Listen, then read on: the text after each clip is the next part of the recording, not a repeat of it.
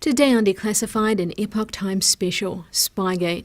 Inside the Obama officials' plot to take down Trump, we explore how the intelligence community and federal agencies conspired against Donald Trump's presidency. This story written by Epoch Times contributor Jeff Carlson. Please remember to subscribe and hit the notifications button. Spygate has become one of the greatest political scandals in America's history. Efforts by high-ranking officials in the CIA, FBI, Department of Justice, and State Department to portray President Donald Trump as having colluded with Russia were the culmination of years of bias and politicization under the Obama administration. The weaponization of our intelligence community and governmental agencies created an environment that allowed for interference in the investigation into Hillary Clinton and the relentless pursuit of a manufactured collusion narrative against Trump. A willing and complicit media spread unsubstantiated or falsified leaks as facts in an effort to promote the Russia-collusion narrative rather than objectively report on it. The Spygate scandal also raises a bigger question. Was the 2016 election a one-time aberration, or is it symptomatic of decades of institutional political corruption? This story builds on dozens of congressional testimonies, court documents, and other research to provide an inside look at the actions of Obama administration officials in this scandal. To provide a backdrop for understanding this abuse of power, it helps to go back to July of 2011, when DOJ Inspector General Michael Horowitz was appointed. From the very start, Horowitz found his duties throttled by Attorney General Eric Holder, who placed limitations on the Inspector General's rights to have unobstructed access to information. Holder used this tactic to delay Horowitz's investigation of the failed sting operation known as Operation Fast and Furious. Horowitz told members of Congress in February 2015, "We got access to information up to 2010 in all of these categories. No law changed in 2010. No policy changed. It was simply a decision by the General Counsel's office in 2010 that they viewed now the law differently, and as a result they weren't going to give us that information." On August 5, 2014, Horowitz and other inspectors general had sent a letter to Congress asking for unimpeded access to all records. Deputy Attorney General Sally Yates responded on July 20, 2015, with a 58-page memorandum titled Memorandum for Sally Quillian Yates, Deputy Attorney General, written by Carl R. Thompson, the Principal Deputy Assistant Attorney General of the Office of Legal Counsel, OLC. The July 20, 2015 opinion was widely criticised, but it accomplished what it was intended to do. The opinion limited IG Horowitz's oversight from extending to any information collected under Title III, including intercepted communications and national security letters. Notably, the New York Times disclosed that national security letters were used in the surveillance of the Trump 2016 presidential campaign. In response, on August 3, 2015, IG Horowitz sent a blistering letter to Congress. The letter was signed not only by Horowitz but by all the other acting inspector generals as well. The OLC opinion's restrictive reading of the IG Act represents a potentially serious challenge to the authority of every inspector general and our collective ability to conduct our work thoroughly, independently, and in a timely manner. Our concern is that, as a result of the OLC opinion, agencies other than DOJ may likewise withhold crucial records from their inspectors general, adversely impacting their work. The only means to address this serious threat to Inspector General independence is for Congress to promptly pass legislation that affirms the independent authority of Inspectors General to access without delay all information and data in an agency's possession that an Inspector General deems necessary to execute its oversight functions under the law. Horowitz continued to push Congress for oversight access and encouraged passage of the Inspector General Empowerment Act. Horowitz would ultimately win his battle, but only as President Barack Obama was leaving office. On December 16, 2016, Obama finally signed the Inspectors General Empowerment Act into law. It is against this backdrop of minimal oversight that Spygate took place. Ironically, the Clinton email server investigation known as the mid-year exam originated from a disclosure contained in a June 29, 2015 memo sent by the Inspectors General for both the State Department and the intelligence community to Patrick F. Kennedy, then Under Secretary of State for Management. The IG's memo included an assessment that Clinton's email account contained hundreds of classified emails, despite Clinton's claims that there were no classified information present on her server. On July 6, 2015, the IG for the intelligence community made a referral to the FBI, which resulted in the official opening of an investigation into the Clinton email server by FBI officials Randall Coleman and Charles Cable on July 10, 2015. At this time, Peter Strzok was an assistant special agent in charge at the FBI's Washington field office. The assistant director in charge at the Washington field office during this period was Andrew McCabe, a position he assumed on September 14, 2014. On July 30, 2015, within weeks of the FBI's opening of the Clinton investigation, McCabe was suddenly promoted to the number 3 position within the FBI.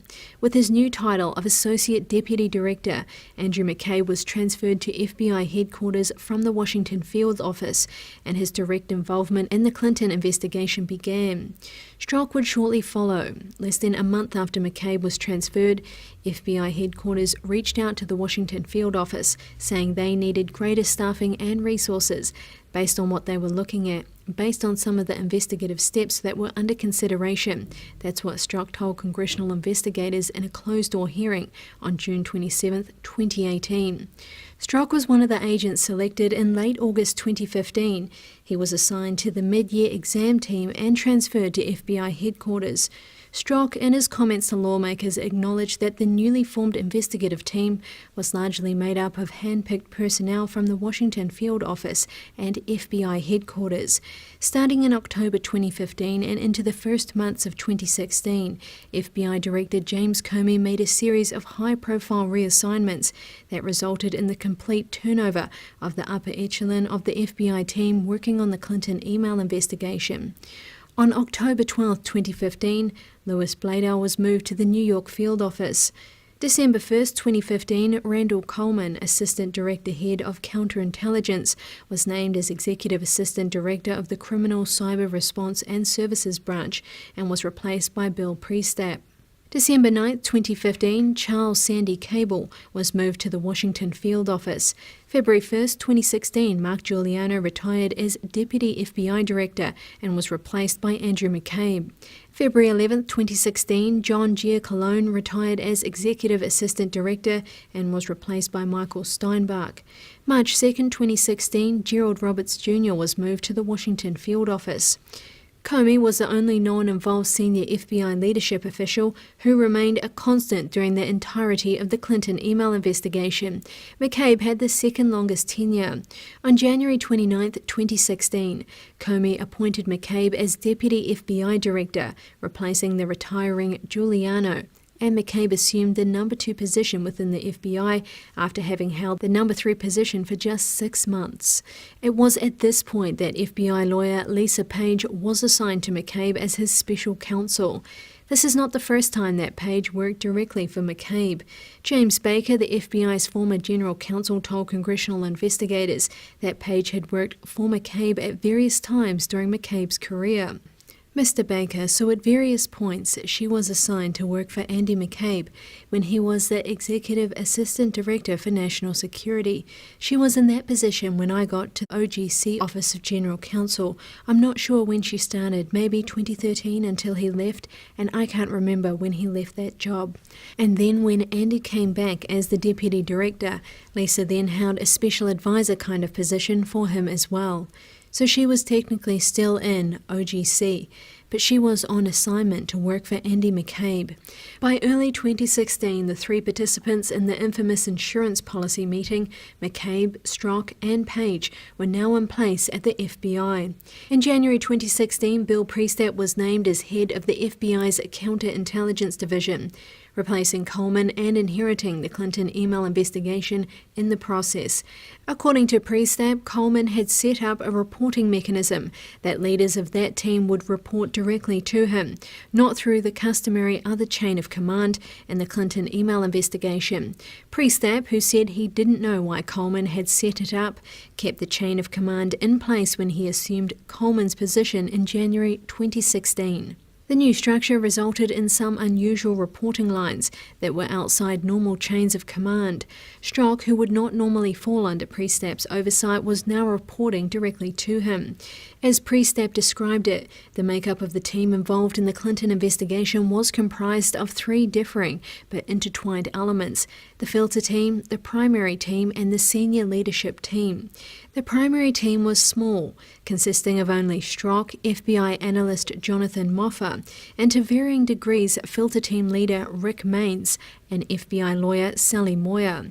Maines reported to Strzok and Moffa, who in turn, along with Moyer, provided briefings to Priestap. Below Strzok and Moffa was the day-to-day investigative filter team of approximately 15 FBI agents and analysts that was overseen by Maines, a supervisory special agent. The senior leadership team was more fluid, consisting of higher-level FBI officials who provided briefings and updates to Comey and/or McCabe. In addition to Priestap, Strzok and Moffa, frequent attendees included Moyer, Page, Deputy General Counsel Tricia Anderson, Comey's Chief of Staff Jim Rybicki, and General Counsel James Baker. While the elements of the day-to-day investigative team differed for the Clinton email investigation and the Trump-Russia investigation, the primary team remained the same throughout both cases, as did the lines of communication between the FBI and DOJ. According to testimony from Page, John Carlin, who ran the DOJ's National Security Division (NSD), was receiving briefings on both investigations directly from McCabe. Priestap, who testified that he was unaware of the frequency of meetings between McCabe, Strzok and Page, seems to have been kept in the dark regarding many of the actions by Strzok, who appeared to be exercising significant investigative control. Priestap was asked about this by congressional investigators during a July 5, 2018 testimony. Rep. Meadows: "It sounds like Peter Strzok was kind of driving the train here. Would you agree with that?" Mr. Priestap: "Peter and John, yeah." Additionally, Page often circumvented the established chain of command, not only with McCabe, for whom she reportedly served as a conduit for Strzok, but also with Baker. Additionally, there were concerns that Page bypassed both the Executive Assistant Director for the National Security Branch, first Giacalone and then Steinbach, and Priestap, the head of counterintelligence. Tricia Anderson, the number 2 lawyer, admitted to being aware of these concerns to congressional investigators. Mr. Baker, Investigative Counsel, House Majority Staff: "Did you ever hear specifically either Mr. Giacalone or Mr. Steinbach complain about the role of Lisa Page, not necessarily her role and what she had responsibility for, but because she had access to Mr. McCabe and she also would get information from Strzok, that those people, Steinbach or Giacalone, and I guess Priestap to a certain extent, they would probably be the ones most affected by information not coming through them. Did you ever hear any one of them specifically complain about that?" Miss Anderson: "I didn't have any. I don't believe I heard either of them. Neither of them personally complained to me, but I was aware of their concerns."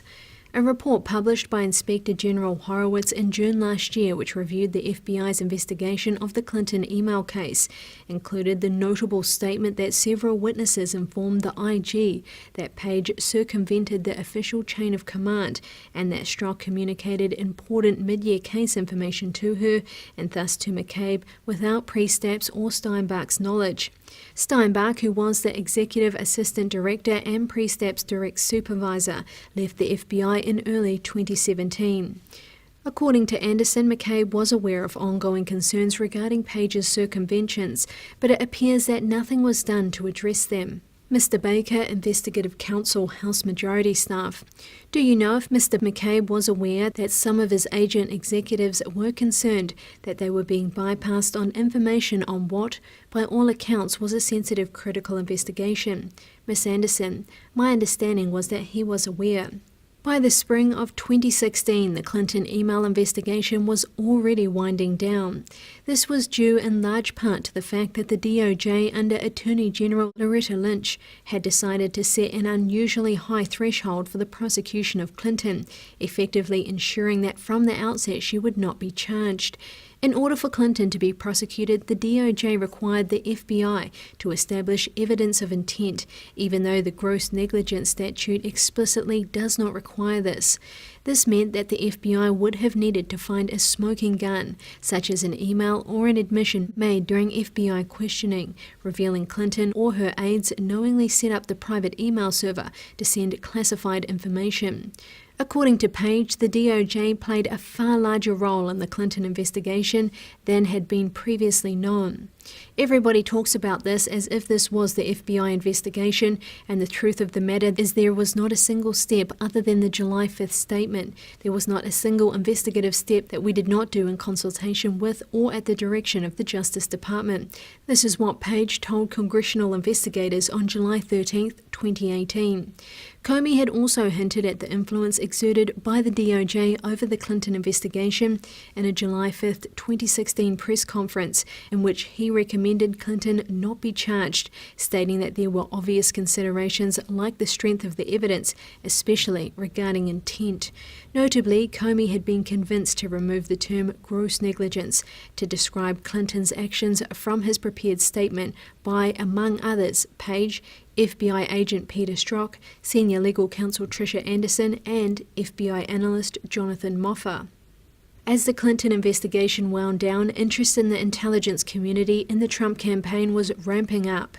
Sometime in 2015, former CIA Director John Brennan established himself as the point man in the U.S. operation to stop a potential Trump presidency, using a combination of unofficial foreign intelligence compiled by contacts, colleagues and associates primarily from the UK, but also from other Five Eyes members such as Australia. Brennan then fed this information to the FBI, a fact Brennan stated repeatedly during a May 23, 2017 Congressional testimony. I made sure that anything that was involving US persons, including anything involving the individuals involved in the Trump campaign, was shared with the FBI. Brennan also admitted that it was his intelligence that helped establish the FBI investigation. I was aware of intelligence and information about contacts between Russian officials and US persons that raised concerns in my mind about whether or not those individuals were cooperating with the Russians, either in a witting or unwitting fashion, and it served as the basis to the FBI investigation to determine whether such collusion or cooperation occurred. In late 2015, Britain's Government Communications Headquarters, GCHQ, was involved in the collection of information regarding then-candidate Trump and transmitting it to the United States. The GCHQ is the UK's equivalent of America's National Security Agency, NSA. As GCHQ was gathering intelligence, low-level Trump campaign foreign policy advisor George Papadopoulos appears to have been targeted after a series of highly coincidental meetings. Most of these meetings with Papadopoulos, whose own background and reasons for joining the Trump campaign remain suspicious, occurred in the first half of 2016. Maltese Professor Joseph Mifsud, Australian diplomat Alexander Downer, FBI informant Stephen Halper, and officials from the UK's Foreign and Commonwealth Office, FCO, all crossed paths with Papadopoulos, some repeatedly so. Mifsud, who introduced Papadopoulos to a series of Russian contacts, appears to have more connections with Western intelligence than Russian intelligence. Alexander Downer, the Australian diplomat, met with Papadopoulos in May 2016 in a meeting established through a chain of two intermediaries. Information allegedly relayed to Papadopoulos during the Downer meeting that the Russians had damaging information on Hillary Clinton appears nearly identical to information later contained in the first memo from British former MI6 spy and dossier author Christopher Steele that the FBI obtained in early July 2016. Downer's conversation with Papadopoulos was reportedly disclosed to the FBI on July 22, 2016 through Australian government channels, although it may have come directly from Downer himself. Details from the conversation between Downer and Papadopoulos were then used by the FBI to open their counterintelligence investigation on July 31, 2016. In the summer of 2016, Robert Hannigan, the head of the UK's GCHQ, travelled to Washington to meet with Brennan regarding alleged communications between the Trump campaign and Moscow. Around the same time, Brennan formed an interagency task force comprising an estimated 6 agencies and/or government departments. The FBI, Treasury, and DOJ handled the domestic inquiry into Trump and possible Russia connections. The CIA, Office of the Director of National Intelligence, and NSA handled foreign and intelligence aspects. During this time, Brennan appeared to have employed the use of reverse targeting, which refers to the targeting of a foreign individual with the intent of capturing data on a US citizen. Brennan, we called it incidental collection in terms of CIA's Foreign Intelligence Collection Authorities. Anytime we would incidentally collect information on a US person, we would hand that over to the FBI because they have the legal authority to do it. We would not pursue that type of investigative, sort of leads. We would give it to the FBI, so we were picking things up that was of great relevance to the FBI, and we wanted to make sure they were there so they could piece it together with whatever they were collecting domestically here. As this foreign intelligence, unofficial in nature and outside of any traditional channels, was gathered, Brennan began a process of feeding his gathered intelligence to the FBI. Repeated transfers of foreign intelligence from the CIA director pushed the FBI toward the establishment of a formal counterintelligence investigation. The last major segment of Brennan's efforts involved a series of 3 reports, the first titled The Joint Statement from the Department of Homeland Security and Office of the Director of National Intelligence on Election Security, was released on October 7, 2016. The second report, Grizzly Step, Russian malicious cyber activity, was released on December 29, 2016.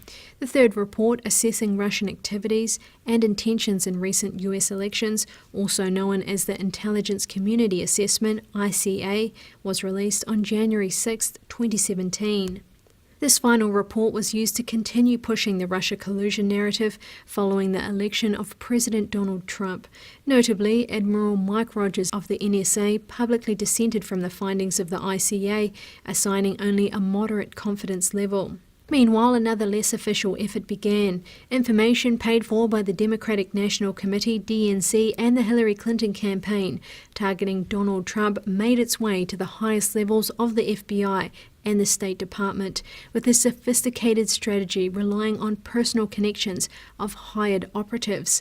At the center of the multi-pronged strategy to disseminate the information were Fusion GPS co-founder Glenn Simpson and former MI6 spy Christopher Steele. In March 2016, Fusion GPS approached Perkins Coie, the law firm used by the Clinton campaign and the DNC, expressing interest in an engagement according to an October 24, 2017 response letter by Perkins Coie. Perkins Coie hired Fusion in April 2016 to perform a variety of research services during the 2016 election cycle. Steele's firm, Orbis Business Intelligence, was retained by Fusion during the period between June and November 2016. During this time, Steele produced 16 memos, the last memo dated October 20, 2016. There was one final memo that Steele wrote on December 13th at the request of Senator John McCain. Steele provided Fusion GPS with something that Simpson's firm was lacking: access to individuals within the FBI and the State Department. These contacts could be traced back to at least 2010, when Steele had provided assistance in the FBI's investigation into FIFA over concerns that Russia might have been engaged in bribery to host the 2018 World Cup. Sometime in the later half of 2014, Steele began to informally provide reports he had prepared for a private client to the State Department. One of the recipients of the reports was Victoria Nuland, the Assistant Secretary of State for European and Eurasian Affairs.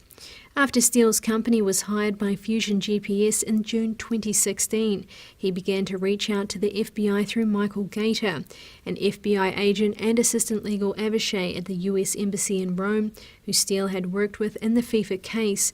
Gator also headed up the FBI's Eurasian Organized Crime Unit, which specializes in investigating criminal groups from Georgia, Russia, and Ukraine. Gator was later identified as Steele's FBI handler in a July 16, 2018 Congressional testimony before the House Judiciary and Oversight Committees by Lisa Page.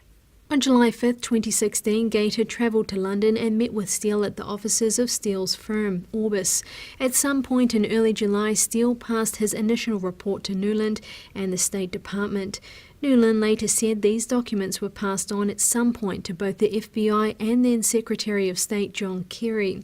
Exactly what happened with the reports that Gator brought back from London and precisely who he gave them to within the FBI remains unknown, although some media reports have indicated they might have been sent to the FBI's New York field office. During the period following Steele's initial contact with the FBI, there appears to have been no further FBI interaction or contact with Steele. After nearly a month, it seems that Steele and Simpson decided to pursue a new channel into the FBI through then Associate Deputy Attorney General Bruce Orr. Orr had known Steele since at least 2007, when they met during an official meeting while Steele was still employed by the British government as an MI6 agent. Steele had already been in contact with Bruce Orr via email in early 2016.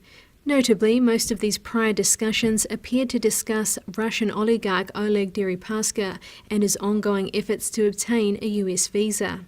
Orr's wife Nellie also knew Simpson from years past and had begun working for Fusion as a Russian analyst in late 2015. Nellie Orr, who would remain with Fusion until September 2016, researched members of the Trump campaign and members of Trump's family for Simpson's company.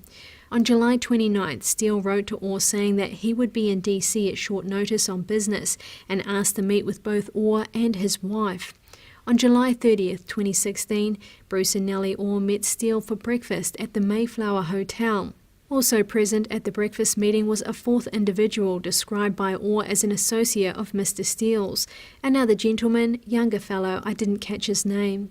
Of particular note, the FBI's counterintelligence investigation, Crossfire Hurricane, was formally opened the following day on July 31st, 2016 by FBI agent Peter Strzok. According to a transcript of Orr's testimony before Congress, Steele relayed information from his dossier at the meeting and claimed that a former head of the Russian Foreign Intelligence Service, the SVR, had stated to someone that they had Donald Trump over a barrel. Steele also referenced Deripaska's business dealings with Trump campaign chairman Paul Manafort and foreign policy advisor Carter Page's meetings in Moscow. Lastly, Orr noted that Steele told him he had been in contact with the FBI but now had additional reports. Chris Steele had provided some reports to the FBI, I think too, but that Glenn Simpson had more, he said.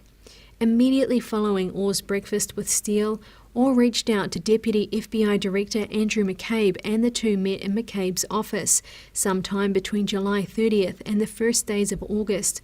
Also present at this meeting was FBI lawyer Lisa Page, who had previously worked for Orr at the DOJ, where Bruce Orr was her direct supervisor for 5 to 6 years. Orr would later testify that during the July-August meeting, he told McCabe that his wife, Nellie, worked for Fusion, noting, "I wanted the FBI to be aware of any possible bias." FBI General Counsel James Baker, who reviewed a portion of the Foreign Intelligence Surveillance Act FISA application on Trump campaign advisor Carter Page, which relied in part on the information from Steele, told Congressional investigators that he was never told of Orr's concerns regarding possible bias and conflicts of interest. On August 15, 2016, a week or two following Orr's meeting with McCabe, FBI agent Strzok would send the now infamous insurance policy text referencing McCabe to Lisa Page. "I want to believe the path you threw out for consideration in Andy's office, that there's no way he gets elected, but I'm afraid we can't take that risk. It's like an insurance policy in the unlikely event you die before you're 40. On August 22nd, Orr had a meeting with Simpson. Orr would discuss that meeting during his testimony. "I don't know exactly what Chris Steele was thinking, of course, but I knew that Chris Steele was working for Glenn Simpson and that Glenn might have additional information that Chris either didn't have or was not authorized to present, give me, or whatever." It was at this meeting that Simpson first mentioned Sergey Milin and former Trump attorney Michael Cohen. During the same period, in late August 2016, Brennan began briefing members of the Gang of Eight through a series of meetings in August and September 2016. Notably, each Gang of 8 member was briefed separately, calling into question whether each of the members received the same information. Efforts by Democrats to block the release of transcripts from each meeting are ongoing. Notably, Comey did not notify Congress until early March 2017, and it's entirely possible he was unaware of Brennan's private briefings during the summer of 2016. During her testimony, FBI lawyer Lisa Page was questioned by Mark Meadows in relation to an August 25, 2016 text message that read, "What are you doing after the CH brief?" CH almost certainly referred to Crossfire Hurricane. Lisa Page was then asked about an event that took place on the same day as the CH brief, a briefing provided by Brennan to then Senate Minority Leader Harry Reid. "You give a brief on August the 25th. Director Brennan is giving a brief. It's not a Gang of 8 brief. It's a one-on-one, from what we can tell, a one-on-one briefing with Harry Reid at that point." According to Meadows, Brennan briefed Reid on the Steele dossier. "We have documents that would suggest that in that briefing the dossier was mentioned to Harry Reid, and then obviously we're going to have conversations. Does that surprise you that Director Brennan would be aware of the dossier?" Lisa Page appeared genuinely surprised that Brennan would have been aware of the dossier's existence at this early point, telling Meadows, "The FBI got this information from our source. If the CIA had another source of that information, I am neither aware of that nor did the CIA provide it to us if they did." She elaborated further as of August 2016. "I don't know who Christopher Steele is. I don't know that he's an FBI source. I don't know what he does. I have never heard of him in all of my life." This claim by Page seems incongruous when viewed against Orr's testimony that he met with Page and McCabe in the first days of August following his July 30th, 2016 breakfast with Steele.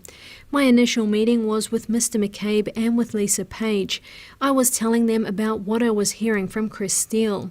Meanwhile, Brennan's briefing prompted Reid to write not one but 2 letters to Comey. Both demanded that Comey commence an investigation with the details to be made public. Reid's first letter, which touched on Carter Page, was sent on August 27, 2016. Reid's second letter, far angrier and declaring Comey to be in possession of material information, was sent on October 30, 2016. There had been reports that Comey had been considering closing the FBI investigation into Trump, something that Brennan was strongly opposed to. Now with Reid's letter sent, that avenue was effectively closed. The termination of the FBI's Trump-Russia investigation would be all but impossible in the face of Reid's public demands. Perhaps it was in response to Reid's August 27th letter that the FBI suddenly reached out to Steele in September 2016, asking him for all the information in his possession. The team working on Crossfire Hurricane received documents and a briefing from Steele in mid-September, reportedly at a meeting in Rome, where Gator was also present. During Lisa Page's testimony, she appeared to corroborate this account, noting that the team received the reports that are known as the dossier from an FBI agent who was Christopher Steele's handler in August of 2016. She would later clarify the timing, noting, "We received the reporting from Steele in mid-September." A text sent to her by FBI agent Peter Strzok on October 12, 2016, may provide us with the actual date. "We got the reporting on September 19, looks like got it early August." Steele had produced 8 reports from June 20th, 2016 through the end of August 2016. There is also one undated report included in the dossier. No further reports were generated by Steele until September 14th, when he suddenly wrote 3 separate memos in one day. One of the memos referenced a Russian bank named Alpha Bank, misspelled as Alpha in his memo. As the dossier was making its way into the FBI, the agency began its preparations to obtain a FISA warrant on Trump campaign advisor Carter Page, who was surveilled under Title I of the Foreign Intelligence Surveillance Act. According to Baker's testimony, it appears that the FBI began to set its sights on Carter Page in the summer of 2016. When asked how he had first gained knowledge of the FBI's intention to pursue a FISA on Carter Page, Baker testified that it came through his familiarity with the FBI's investigation. Mr. Baker, I learned of, so I was aware when the FBI first started to focus on Carter Page. I was aware of that because it was part of the broader investigation that we were conducting, so I was aware that we were investigating him, and then at some point in time, Mr. Meadows, but that was many years ago. That was in 2014, or are you talking about 2016? Mr. Baker, I'm talking about 2016 in the summer. Mr. Meadows, okay. Mr. Baker, yeah, and so I was aware of the investigation, and then at some point in time, as part of the regular briefings on the case, the briefers mentioned that they were going to pursue a FISA. It appears the FBI and possibly the CIA began to focus on Carter Page earlier than Baker was aware. Carter Page had been invited some months prior to a July 2016 symposium held at Cambridge regarding the upcoming election. The speaker list was notable. Madeleine Albright, former U.S. Secretary of State, Vin Weber, Republican Party strategist and former congressman, Peter Ammon, German ambassador to the UK, Sir Richard Dearlove, former head of MI6, Bridget Kendall, BBC diplomatic correspondent and the next master of Peterhouse College, Sir Malcolm Rifkind, former Defence and Foreign Secretary. Carter Page attended the event just 4 days after his July 2016 Moscow trip, and it was here that he first encountered Stephen Halper during his London visit. Page's Moscow trip would later feature prominently in the Steele dossier. Halper, who had been outed as an FBI informant, stayed in contact with Carter Page for the next 14 months, severing ties exactly as the final FISA warrant on Page expired. Tricia Anderson, the Principal Deputy General Counsel for the FBI and head of the Bureau's National Security and Cyber Law Branch, approved the application for a warrant to spy on Carter Page before it went to FBI Director James Comey. According to Anderson, pre-approvals for the Carter Page FISA were provided by both McCabe and Deputy Attorney General Sally Yates before the FISA application was ever presented to her for review. My boss and my boss's boss had already reviewed and approved this application, and in fact the Deputy Attorney General, who had the authority to sign the application to be the substantive approver on the FISA application itself, had approved the application, and that typically would not have been the case before I did that. This is what Anderson said. The unusual preliminary reviews and approvals from both McCabe and Yates appear to have had a substantial impact on the normal review process, leading other individuals like Anderson to believe that the Carter Page FISA warrant was more vetted than perhaps it really was. Anderson also testified that she had not read the Carter Page FISA prior to signing off on the application and passing it along to Comey for the final signature. According to FBI lawyer Sally Moyer, the underlying Woods file, which provides facts supporting the allegations made in a FISA application, was only read by the originating agent and the supervisory special agent in the field. Moyer also noted that the Woods file relating to the Page FISA had not been reviewed or audited by anyone. The Carter Page application was largely reliant on the Steele dossier, which was unverified at its time of submission to the FISA court and remains unverified to this day. Circular reporting provided by Steele himself was used as corroboration of the dossier. Additionally, Trump campaign advisor George Papadopoulos, whose conversation with Australian diplomat Alexander Downer was used to open the FBI's July 31, 2016 counterintelligence investigation, is referenced in the FISA, yet there is no evidence of any cooperation or conspiracy between Page and Papadopoulos. This is according to a House Intelligence Committee memo. Moyer testified that without the Steele dossier, the Carter Page FISA would have had a 50-50 chance of achieving the probable cause standard before the FISA court.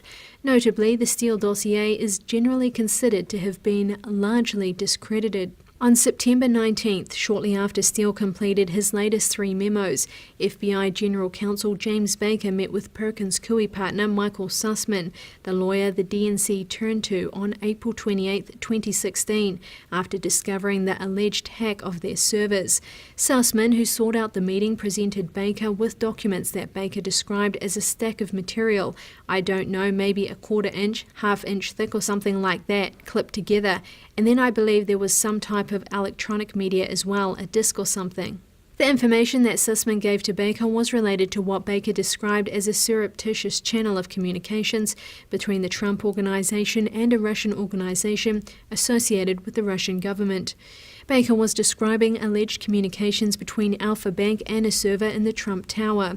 The allegations, which were investigated by the FBI and proven to be false, were widely covered in the media. According to Baker's testimony, there appears to have been at least 3 meetings with Sussman, the first in person and at least 2 subsequent meetings by phone. In either the second or third conversation, Baker came to understand the New York Times was also in possession of Sussman's information. As would become clear later, other members of the media also had this same information. As Baker was meeting with Sussman, Steele was back in Washington for a series of meetings that included his DOJ contact Bruce Orr. On September 23, 2016, Orr again met with Steele for breakfast, telling lawmakers during testimony Steele was in Washington, D.C. again, and he reached out to me, and again we met for breakfast and he provided some additional information. Orr said this meeting concerned similar topics that were discussed at the July 30, 2016 meeting, but did not provide further details.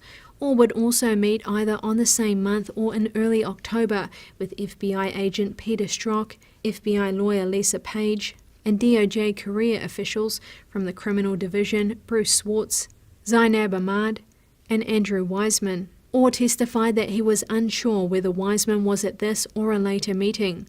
Both Wiseman and Ahmad would later become part of the team assembled by Special Counsel Robert Mueller.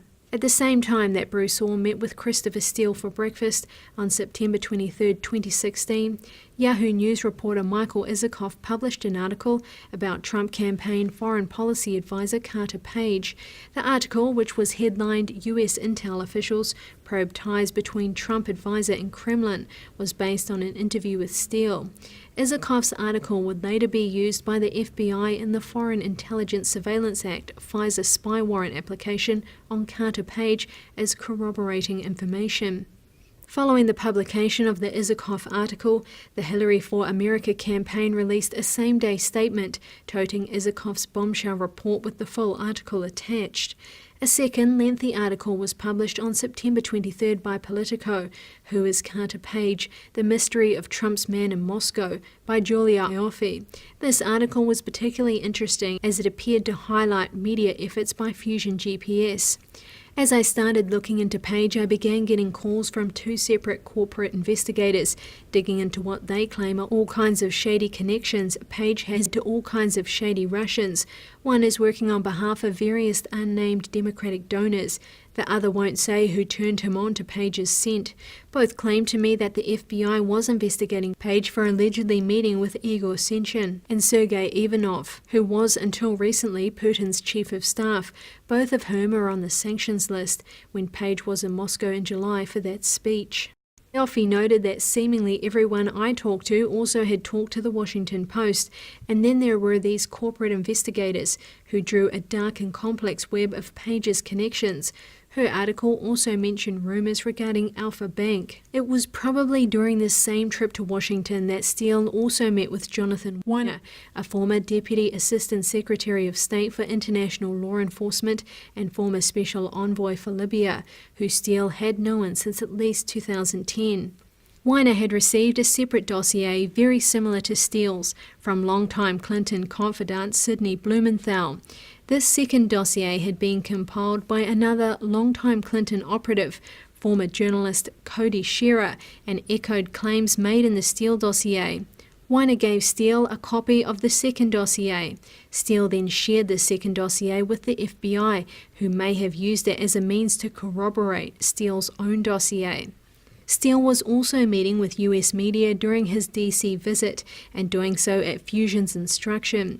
According to UK court documents, Steele testified that he briefed the New York Times, the Washington Post, Yahoo News, the New Yorker and CNN at the end of September 2016.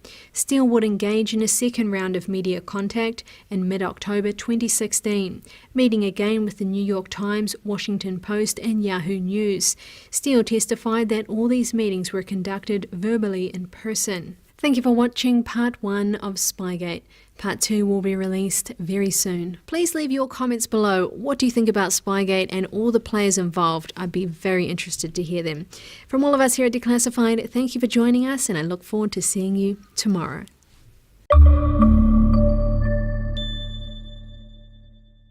You are watching part 2 of a 2-part series on Spygate. As Steele's media meetings were going on, FBI General Counsel James Baker learned that Perkins' Coie partner Michael Sussman was also speaking with reporters from the New York Times regarding the Alpha Bank information that Sussman had provided to the FBI.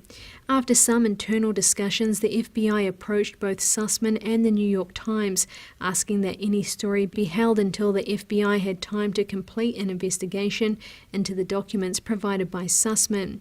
It appears that an agreement was reached, and the FBI began to look into the claims regarding Alpha Bank and the server at Trump Tower. But Sussman wasn't the only one that Baker, currently the subject of an ongoing criminal leak investigation, was speaking with. According to Congressional investigators, beginning sometime in September 2016, Baker began having conversations with his old friend and journalist, David Corn of Mother Jones. According to Baker, these conversations were in relation to ongoing FBI matters. Jordan, did you talk to Mr. Corn prior to the election about anything related to FBI matters? Not, so we're not going to ask about the Steele dossier. Anything about FBI business, FBI matters? Mr. Baker, yes. Jordan, yes. And do you know, can you give me some dates or the number of times that you talked to Mr. Corn about FBI matters leading up to the 2016 presidential election? Mr. Baker, I don't remember, Congressman. By October 31st of 2016, the FBI had apparently wrapped up their investigation into the Alpha Bank allegations, finding no evidence of anything untoward in the process. It was on this day that 3 separate articles on Alpha Bank would be published. The first, Investigating Donald Trump, FBI sees no clear link to Russia, by the New York Times, appears to be an updated version of the article they had intended to publish before the FBI asked them to delay their reporting. It stated the following. In classified sessions in August and September, intelligence officials also briefed congressional leaders on the possibility of financial ties between Russians and people connected to Mr. Trump. They focused particular attention on what cyber experts said appeared to be a mysterious computer back channel between the Trump Organization and the Alpha Bank, which is one of Russia's biggest banks and whose owners have long-standing ties to Mr. Putin. The reference to classified sessions in August and September is likely in relation to the series of Gang of 8 briefings that former CIA Director John Brennan engaged in at that time, including his briefings to then Senate Minority Leader Harry Reid. The article continued. FBI officials spent weeks examining computer data showing an odd stream of activity to a Trump Organization server and Alpha Bank. Computer logs obtained by the New York Times show that 2 servers at Alpha Bank sent more than 2,700 lookup messages, a first step for one system's computers to talk to another, to a Trump-connected server beginning in the spring. But the FBI ultimately concluded that there could be an innocuous explanation, like a marketing email or spam for the computer contacts. The second article, published on October 31st, 2016 by Slate magazine, was solely focused on the allegations regarding a server in the Trump Tower that had allegedly been communicating with a server at Alpha Bank in Russia. Immediately following the publication of the Slate article, Hillary Clinton sent a tweet that included a statement from Jake Sullivan, a senior policy advisor. Computer scientists have apparently uncovered a covert server linking the Trump Organization to a Russian-based bank. Sullivan's statement referenced the Slate article and included the following. This could be the most direct link yet between Donald Trump and Moscow. Computer scientists have apparently uncovered a covert server linking the Trump Organization to a Russian-based bank. This secret hotline may be the key to unlocking the mystery of Trump's ties to Russia. It certainly seems the Trump Organization felt it had something to hide, given that it apparently took steps to conceal the link when it was discovered by journalists. The Alpha Bank story took off, despite the same-day story from the New York Times that specifically noted the FBI had investigated that matter and found nothing untoward. The final article published on October 31st. A veteran spy has given the FBI information alleging a Russian operation to cultivate Donald Trump by Mother Jones reporter David Corn also mentioned Alpha Bank. In recent weeks, reporters in Washington have pursued anonymous online reports that a computer server related to the Trump Organization engaged in a high level of activity with servers connected to Alpha Bank, the largest private bank in Russia. On Monday, a Slate investigation detailed the pattern of unusual server activity, but concluded we don't yet know what this Trump server was for, but it deserves further explanation. In an email to Mother Jones, Hope Hicks, a Trump campaign spokeswoman, maintains the Trump Organization is not sending or receiving any communications from this email server. The Trump Organization has no communication or relationship with this entity or any Russian entity. More notably, Corn's article also provided the first public reporting on the existence of the Steele dossier. A former senior intelligence officer for a Western country who specialized in Russian counterintelligence tells Mother Jones that in recent months he provided the Bureau with memos based on his recent interactions with Russian sources, contending the Russian government has for years tried to co-opt and assist Trump, and that the FBI requested more information from him. As it turns out, Corn had detailed first-hand knowledge of the dossier. According to testimony from Baker, Corn had been provided parts of the dossier by Fusion GPS head Glenn Simpson. Baker knew of this fact because within a week of publishing his article, Corn passed these dossier parts on to Baker personally. Jordan.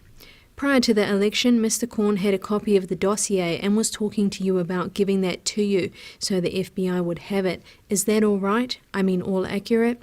Mr. Baker, my recollection is that he had part of the dossier, that we had other parts already, and that we still got other parts from other people, and nevertheless, some of the parts that David Corn gave us were parts that we did not have from another source. Steele had written 4 memos after the FBI team received his information in mid-September. All of the memos were written in October, on the 12th, 18th, 19th and 20th. Baker testified that he received elements of the dossier from Corn that were not in the FBI's possession at the time. He said that he immediately turned this information over to leadership within the FBI, noting, "I think it was Bill Priestap, the head of the FBI's counterintelligence division." The use of personal relationships as a mechanism to transmit outside information to the FBI was actually noted by Baker, who said of Corn, "Even though he was my friend, I was also an FBI official. He knew that, and so he wanted to somehow get that into the hands of the FBI." Steele was terminated as a source by the FBI on November 1st, 2016 for communicating with the media. Despite this, DOJ official Bruce Orr and Steele communicated regularly for another full year until November 2017. On November 21st, 2016, Orr had a meeting with FBI agent Peter Strzok and FBI lawyer Lisa Page and was introduced to FBI agent Joe Pienka, who became Orr's FBI handler. Pienka was also present with Strzok during the January 24, 2017 interview of President Trump's National Security Advisor, Lieutenant General Michael Flynn. The next day, on November 22, 2016, Orr met alone with Pienka. Orr would continue to relay his communications with Steele to the FBI through Pienka, who then recorded them in FD 302 forms. What Orr didn't know was that Pienka was transmitting all the information directly to Strzok. Orr, in his testimony, detailed his interactions with Steele and Simpson, as well as his communications with officials at the FBI and DOJ. Notably, Orr repeatedly stated that he never vetted any of the information provided by either Steele or Simpson. He simply turned it over or relayed it to the FBI, usually to Pienka, but Orr also testified that at least on 2 occasions I was handed onto a new agent. Sometime in late 2016, his wife Nellie Orr provided him with a memory stick containing all of her research that she had compiled while employed at Fusion GPS. Bruce Orr testified he gave the memory stick to Pienka. Nellie Orr had left Fusion in September 2016. Through Pienka, Strzok now had all of Nellie Orr's Fusion research in his possession. On December 10, 2016, Orr met with Simpson, who gave him a memory stick that Orr believed contained a copy of the Steele dossier. Orr also passed the second memory stick along to Pienka. On January 20th, 2017, Orr had one final contact with Simpson, a phone call that took place on the same day as the Trump's inauguration. Orr testified that Fusion GPS co-founder Glenn Simpson was concerned that one of Steele's sources was about to be exposed through the pending publication of an article. Mr. Orr, he says something along the lines of, there's going to be some reporting in the next few days that's could expose the source, and the source could be in personal danger. Meadows, and why was he concerned about that source being exposed? Mr. Orr, I think that he was aware of some kind of article that was likely to come out in the next, few days or something. Apparently, Simpson's information was at least partly accurate. On January 24, 2017, the Wall Street Journal reported that Sergey Milin was both Source D and Source E in the dossier. It remains unknown exactly how Simpson knew in advance that Milin would be outed as a source. But there are some questions as to the accuracy of the journal's reporting. The dossier appears to conflict with the journal's article in at least one respect. According to the dossier, Source E was used as confirmation for source, meaning they cannot be the same person. Suspicions exist that Russian singer Emin Agalarov might be a more logical candidate as Source D. Additionally, Felix Sater remains a realistic possibility as Source E. Simpson and Steele were carefully thorough in their dissemination efforts. The dossier had been fed into US channels through several different sources. One such source was Sir Andrew Wood, the former British ambassador to Russia who had been briefed about the dossier by Steele. Wood may also have worked on behalf of Steele's company Orbis Business Intelligence. He was referenced in a court filing as an Orbis associate. Wood later relayed information regarding the dossier to Senator John McCain during a meeting at the Halifax International Security Forum in November 2016. McCain then dispatched his long-term aide David Kramer to London to meet with Steele on November 28, 2016. Kramer reviewed all the memos during his London meeting with Steele. Upon his return, Kramer was provided a copy of the dossier, which at that point consisted of 16 memos from Simpson. According to details contained within a BuzzFeed court ruling, Kramer, McCain and Christopher Brose, McCain's chief of staff, met to review the dossier on November 30, 2016. Kramer advised McCain to share the reports with the FBI and CIA.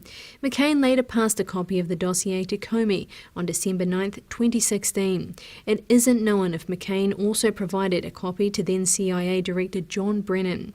Notably, Brennan did attach a 2-page summary of the dossier to the intelligence community assessment that he delivered to outgoing President Barack Obama on January 5, 2017.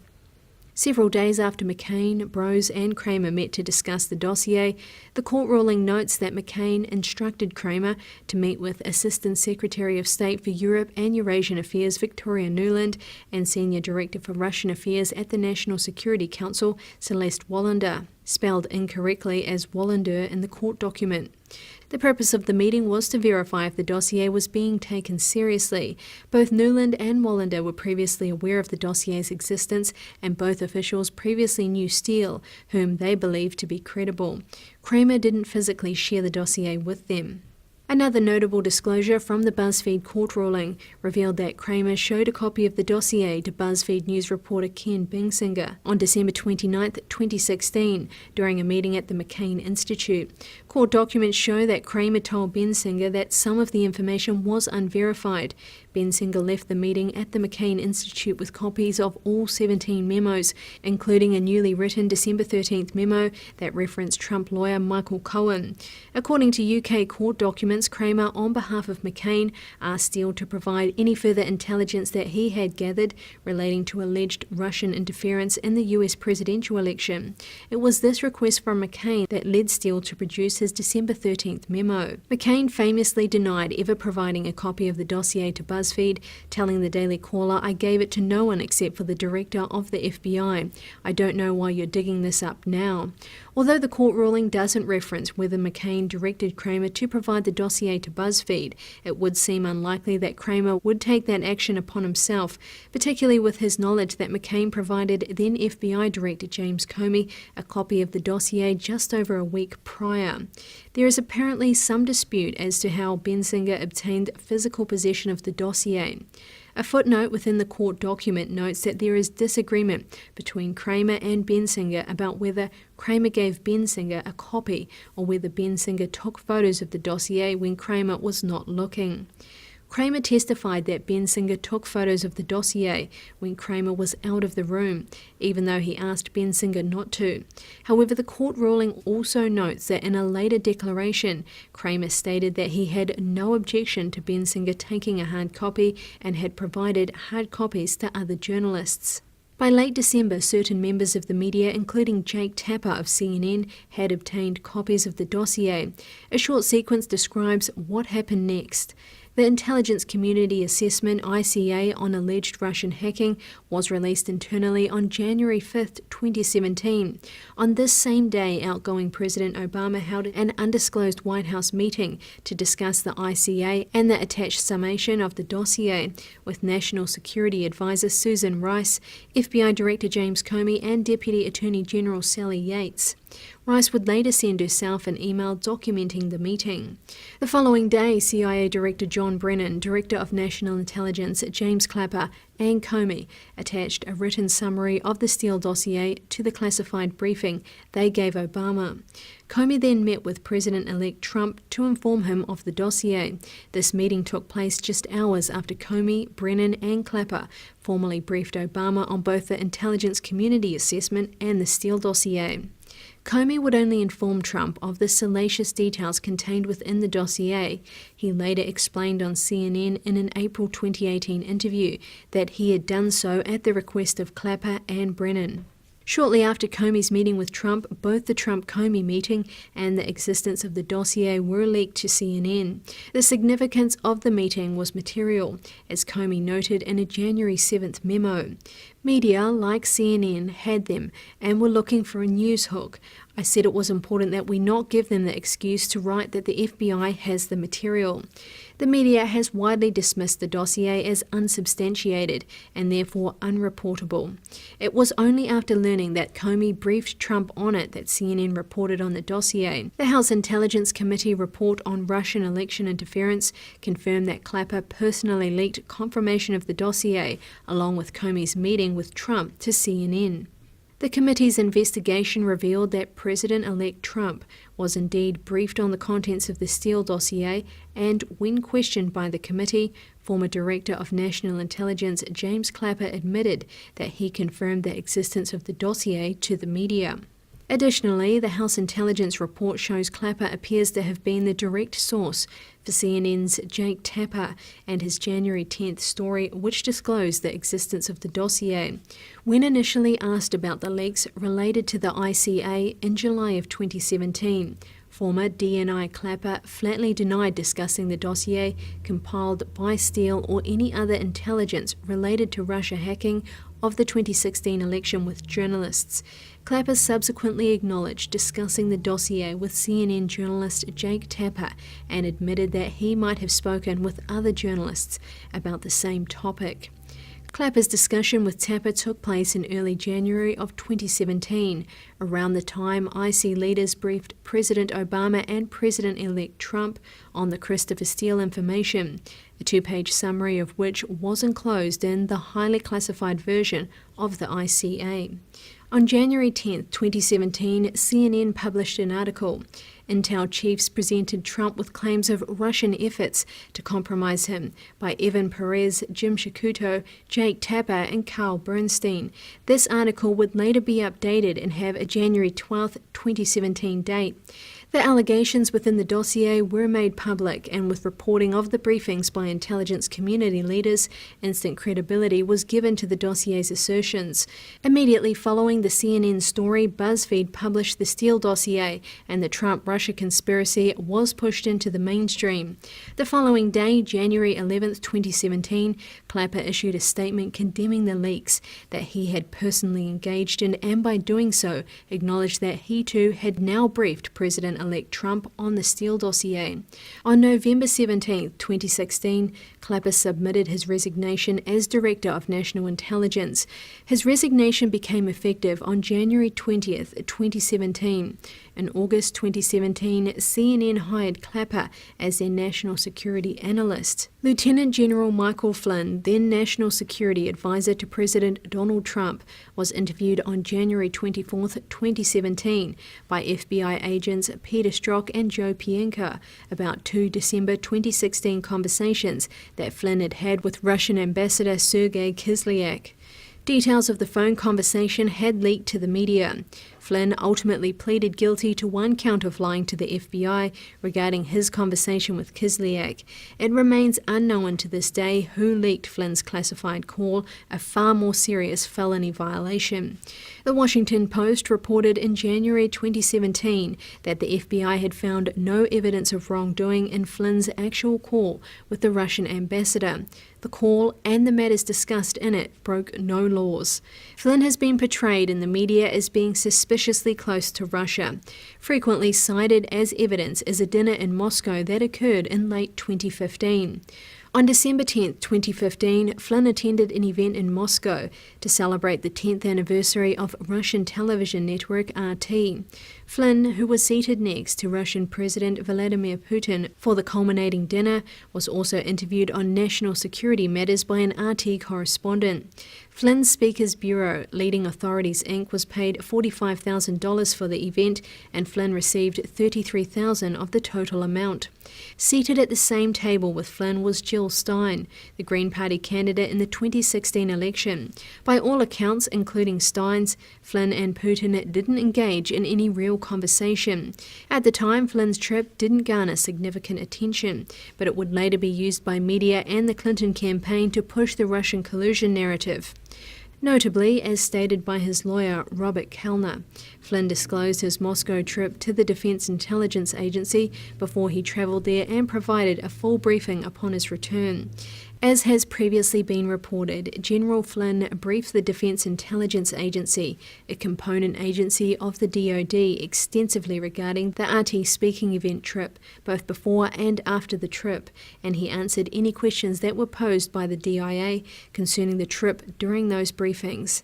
Flynn's trip to Russia was first brought to broader attention on July 18th of 2016, during a live interview at the Republican National Convention with Yahoo News reporter Michael Isikoff. The Isikoff interview took place on July 18, 2016. Unknown at the time, the matter had also captured the attention of Christopher Steele, who had begun publishing his dossier memos on June 20, 2016. Contained within an August 10, 2016 memo was the initial reference to Flynn. Kremlin engaging with several high-profile US players, including Stein, Page, and former DIA Director Michael Flynn, and funding their recent visits to Moscow. In addition to the obvious questions raised by the timing of Flynn's name appearing in Steele's August 10th memo is the manner in which Flynn is denoted. All other names are capitalized in the manner of intelligence briefings, and in one case appears within parentheses. Steele met with Yahoo News' Isikoff in September of 2016 and gave him information from the dossier. The resulting September 23, 2016 article from Isikoff was then cited by the FBI as validating Steele's claims and was featured in both the original FISA application and its 3 subsequent renewals on Trump campaign foreign policy advisor Carter Page. Steele wasn't the only person Isikoff was working with. On August 26, 2016, Isikoff published a story on Yahoo News about Paul Manafort's business dealings with Russian oligarch Oleg Deripaska. It was later learned from a Democratic National Committee DNC email leaked by WikiLeaks that Isikoff had been working with Alexandra Chalupa, a Ukrainian-American operative who was doing consulting work for the DNC. Chalupa met with top officials in the Ukrainian embassy in Washington in an effort to expose alleged ties between Trump, Manafort, and Russia. The obvious question remains, how did the information on Flynn make its way into the dossier at the time it did, and who provided the information to Steele? Flynn's 2015 dinner in Moscow was initially used to implicate the Trump campaign's ties to Russia. It was then used as a means to cast doubt on Flynn's ability as Trump's national security advisor. Following Flynn's resignation, it was then used as a means to pursue the ongoing collusion narrative that gained full strength in the early days of the Trump administration. A January 10, 2017 article in the New York Times, Trump's national security pick sees ally in fight against Islamists. Russia highlighted the efforts. In an extraordinary report released last week, the agencies bluntly accused the Russian government of having worked to undermine American democracy and promote the candidacy of Mr. Trump. The report is likely to renew questions about Mr. Flynn's avowed eagerness to work with Russia and his dismissal of concerns about President Vladimir V. Putin. Flynn would resign from his position as National Security Advisor in February 2017. The sequence of events leading to his resignation were both coordinated and orchestrated, with Acting Attorney General Sally Yates playing a leading role. In January 12, 2017, Flynn's December 29, 2016 call with Ambassador Kislyak was leaked to the Washington Post. The article portrayed Flynn as undermining Obama's Russia sanctions that had been imposed on the same day as Flynn's call with the Russian ambassador. On January 15th, Vice President Mike Pence appeared on Face the Nation to defend Flynn's calls 5 days before Trump's inauguration. A few days later, on January 19th, the day before Trump's inauguration, Obama officials Yates, Clapper, Brennan and Comey met to discuss Flynn's situation. The concern they reportedly discussed was that Flynn might have misled Trump administration officials regarding the nature of his call with Kislyak. Yates, Clapper and Brennan supported informing the Trump administration of their concerns. Comey took a dissenting view. On January 23rd, Yates again pressured Comey, telling the FBI director she believed Flynn could be vulnerable to blackmail attempts. At this point, according to media reports, Comey relented, despite the FBI finding nothing unlawful in the content of Flynn's calls. Strzok and Pienka, at the instruction of McCabe, interviewed Flynn the following day. According to court documents, McCabe and other FBI officials decided the agents would not warn Flynn that it was a crime to lie during an FBI interview because they wanted Flynn to be relaxed. It was during this interview that Flynn reportedly lied to the FBI. The DOJ was provided a detailed briefing of the Flynn interview on the following day. On January 26th, Yates contacted White House counsel Don McGahn, who agreed to meet to discuss the matter. Yates arrived at McGahn's office, bringing Mary McCord, John Cullen's acting replacement as head of the DOJ's National Security Division. Yates later testified before Congress that the meeting surrounded Flynn's phone calls and his FBI interview.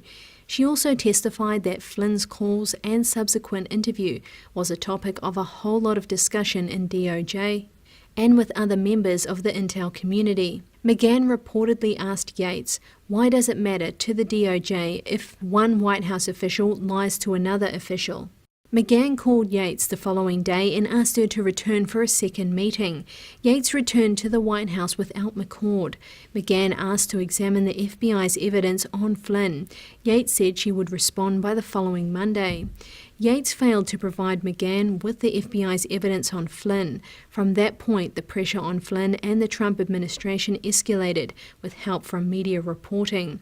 Flynn resigned on February 13th, and after it was reported that he had misled Pence about phone conversations he'd had with Kislyak. The following day, the New York Times reported that phone records and intercepted calls show that members of Donald J. Trump's 2016 presidential campaign and other Trump associates had repeated contacts with senior Russian intelligence officials in the year before the election, according to 4 current and former American officials. With Flynn gone and the Russian narrative firmly established, the conspirators then turned their attention to Trump's newly confirmed Attorney General, Jeff Sessions. On March 1, 2017, the Washington Post reported that Sessions had twice had contact with Russian Ambassador Kislyak. The following day, March 2nd, Sessions recused himself from the Russia investigation.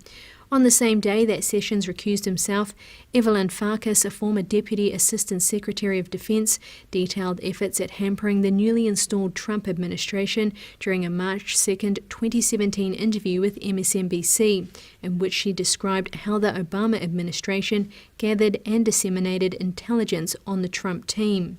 I was urging my former colleagues and, frankly speaking, the people on the Hill, get as much information as you can, get as much intelligence as you can before President Obama leaves the administration. The Trump folks, if they found out how we knew what we knew about the Trump staff's dealings with Russians, they would try to compromise those sources and methods, meaning we would no longer have access to that intelligence. That's why you have the leaking. Note how Farkas said how we knew, not just what we knew. On Tuesday, March 21, 2017, the chair of the House Permanent Select Committee on Intelligence, Devin Nunes, met a classified source who showed him dozens of intelligence reports. Contained within these reports was evidence of surveillance on the Trump campaign. Nunes held a press conference on March 22, highlighting what he had found. I recently confirmed that on numerous occasions, the intelligence community incidentally collected information about US citizens involved in the Trump transition, details about persons associated with the incoming administration, details with little apparent foreign intelligence value were widely disseminated in intelligence community reporting. In a series of rapid-fire questions and answers, Nunes attempted to elaborate on what he had been shown. From what I know right now, it looks like incidental collection. We don't know exactly how that was picked up, but we're trying to get to the bottom of it. I think the NSA's going to comply. I am concerned we don't know whether or not the FBI is going to comply. I have placed a call. I'm waiting to talk to Director Comey, hopefully later today. I have seen intelligence reports that clearly show the president-elect and his team were at least monitored and disseminated out in intelligence in what appears to be raw, well, I shouldn't say raw, but intelligence reporting channels. It looks to me like it was all legally collected, but it was essentially a lot of information on the president-elect and his transition team and what they were doing. The documents Nunes had been shown highlighted the unmasking activities of the FBI, the Obama administration, and CIA Director Brennan in relation to the Trump campaign. Although March 2017 would prove chaotic, the Trump administration had survived the first crucial months and now began to slowly assert its authority. On May 3rd, FBI Director James Comey testified before the Senate Judiciary Committee. Under oath, Comey stated that his agency and the FBI's investigation had not been pressured by the Trump administration. Senator Hirono, so if the Attorney General or senior officials at the Department of Justice opposes a specific investigation, can they halt that FBI investigation? Comey, in theory, yes.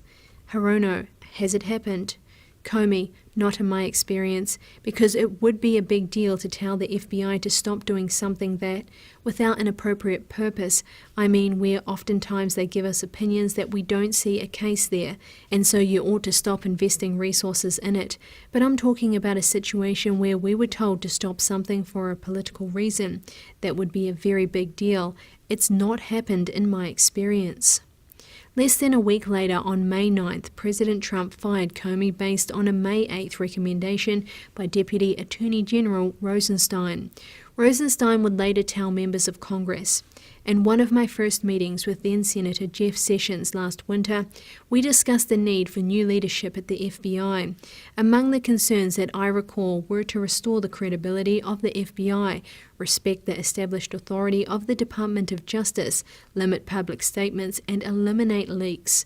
Regarding the recommendation, Rosenstein said, "I wrote it. I believe it.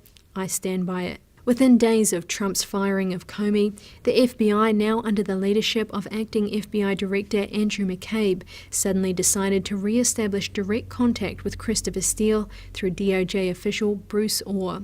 The re-engagement attempt came 6 months after Steele had been formally terminated by the FBI on November 1st, 2016. The FBI's re-engagement of Orr was highlighted during a congressional review of some text messages between Orr and Steele. Or, the FBI had asked me a few days before, when I reported to them my latest conversation with Chris Steele, they had, would he, next time you talk with him, could you ask him if he would be willing to meet again? Jordan, so this is the re-engagement, or yes. The texts being referenced were sent on May 15, 2017 and refer to a request that all received from the FBI to ask Steele to re-engage with the FBI in the days after Comey had been fired on May 9th. This was the only time the FBI used or to reach out to Steele. 2 days after Comey was fired on May 11, 2017, McCabe testified before the Senate Intelligence Committee. While the hearing's original intent had been to focus on national security threats, Trump's firing of Comey completely altered the topic of the hearing. McCabe, who agreed that he would notify the committee of any efforts to interfere with the FBI's ongoing investigation into links between Russia and the Trump campaign, told members of Congress that there had been no effort to impede our investigation to date. In other words, McCabe testified that he was unaware of any evidence of obstruction from Trump or his administration. Notably, Comey's May 3rd testimony may have left McCabe with little choice other than to confirm there had been no obstruction. McCabe, however, failed to inform the committee that he was actively considering opening an obstruction of justice probe into Trump, a path he would initiate in a meeting with Rosenstein just 5 days later. On the morning of May 16, 2017, Rosenstein allegedly suggested to McCabe that he could secretly record Trump. It was at this meeting that McCabe was pushing for the Justice Department to open an investigation into the president, according to witness accounts reported by the Washington Post.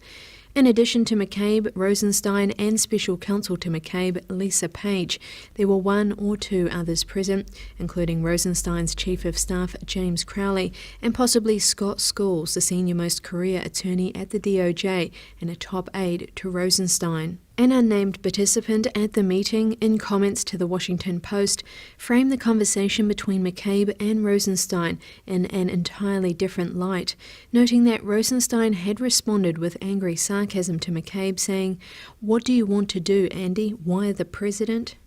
It was just 5 days earlier that McCabe publicly testified that there was no obstruction on the part of the Trump administration. Sometime later that same day, both Rosenstein and Trump met with former FBI Director Robert Mueller in the Oval Office. The meeting was reported as being for the FBI Director position, but the idea that Mueller would be considered for the FBI Director role seems highly unlikely. Mueller had previously served as the FBI Director from 2001 to 2013, 2 years beyond the normal 10-year tenure for an FBI Director.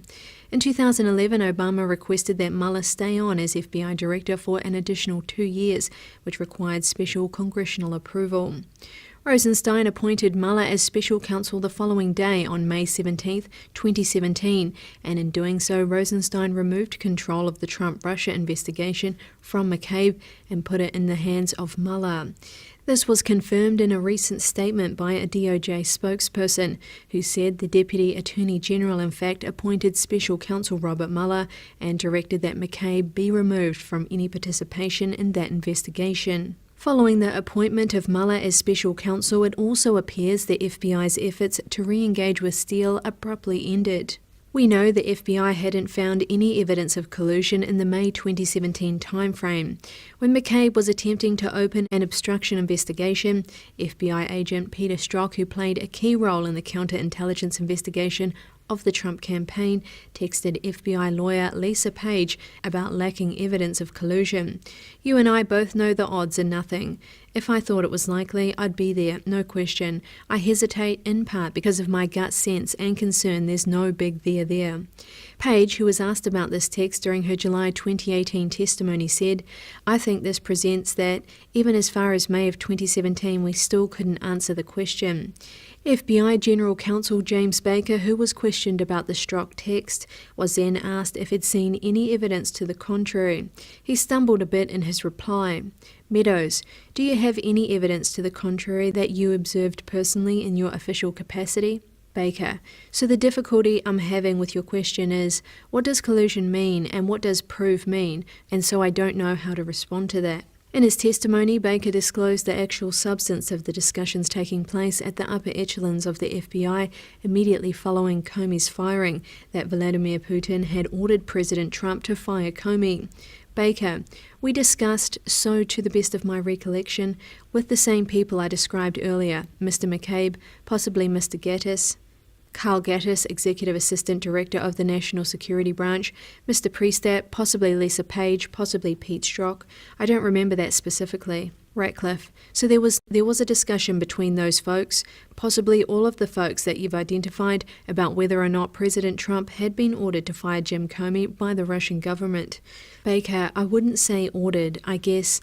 I would say the words I sort of used earlier, acting at the behest of and somehow following directions, somehow executing their will, whether and so literally, an order or not, I don't know, but Ratcliffe: and so Baker, it was discussed as a theoretical possibility. Ratcliffe: when was it discussed? Baker: after the firing, like in the aftermath of the firing. The FBI, with no actual evidence of collusion after 10 months of investigating, began discussing a complete hypothetical at the highest levels of leadership as a means to possibly open an obstruction of justice investigation of the President of the United States.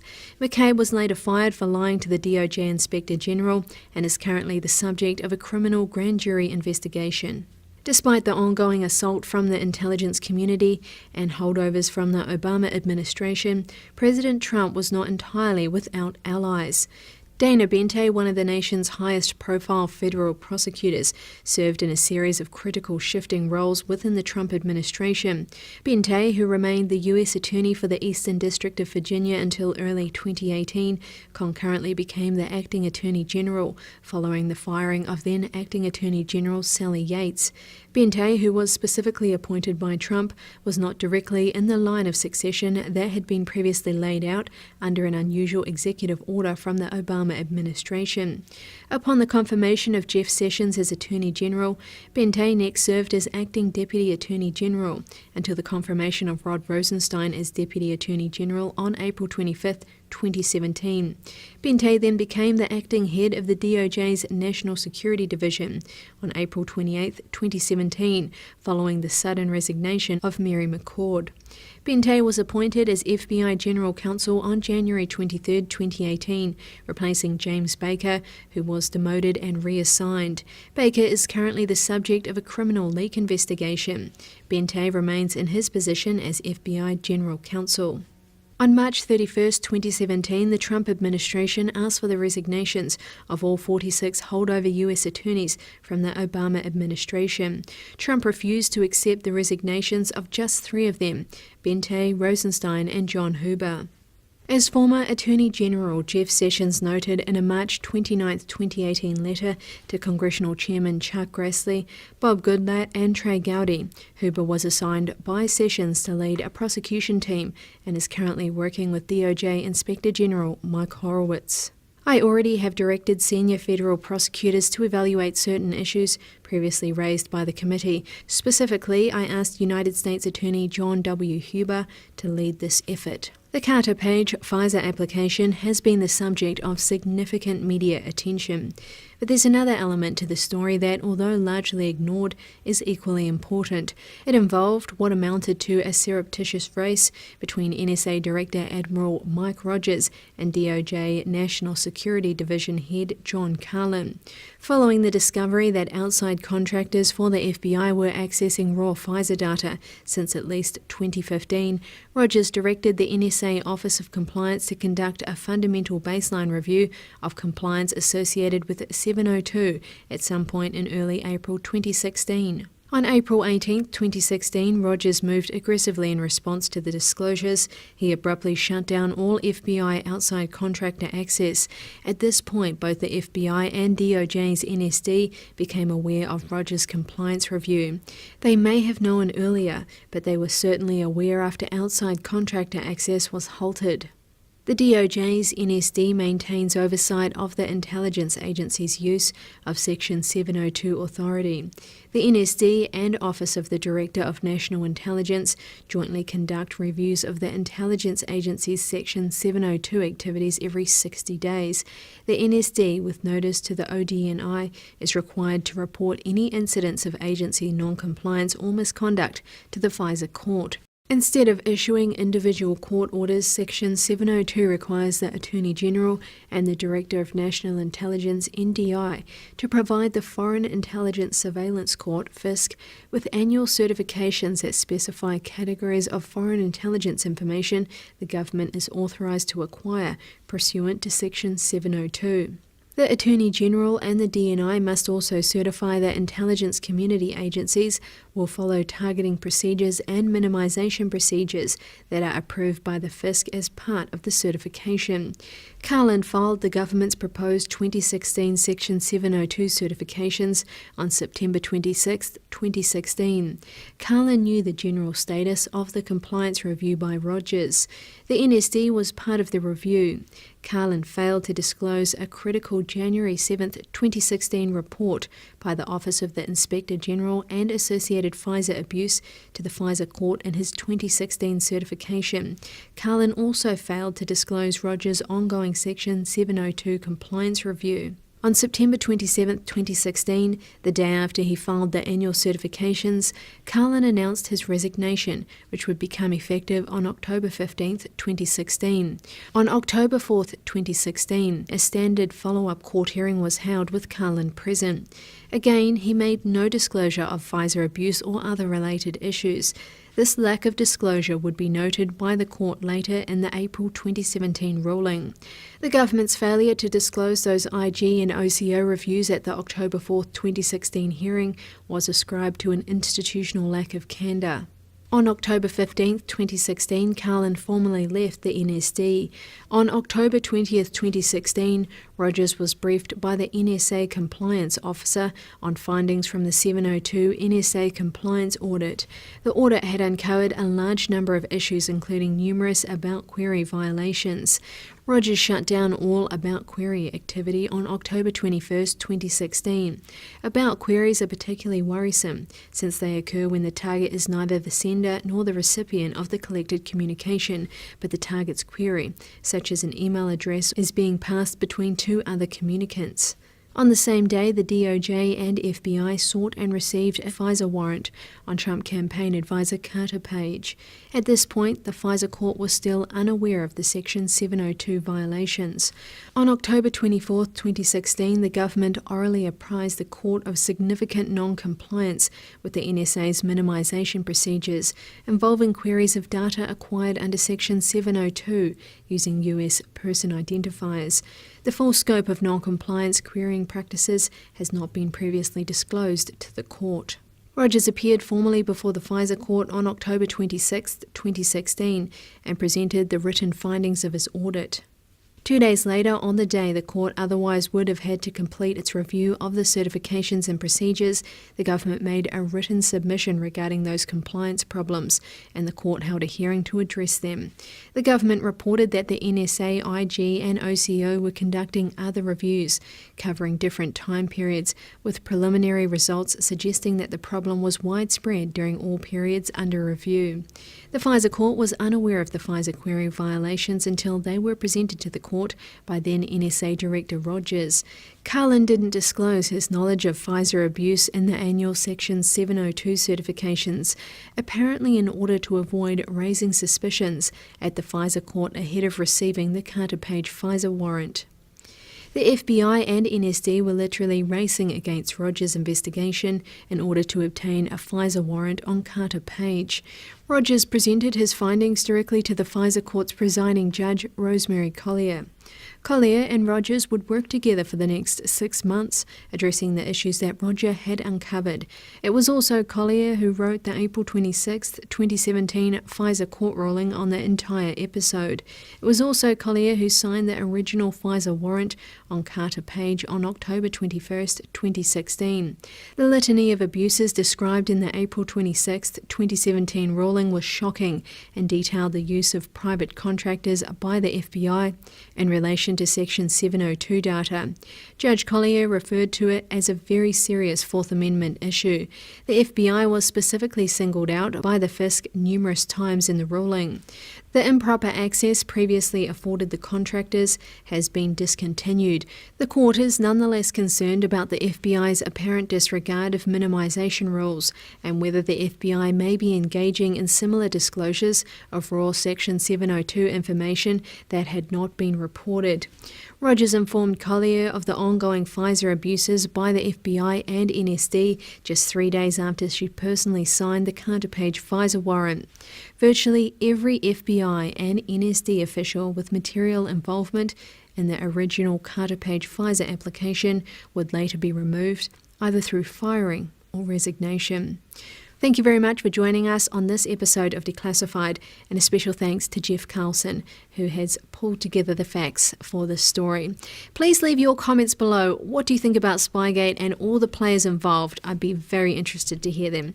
From all of us here at Declassified, thank you for joining us, and I look forward to seeing you tomorrow.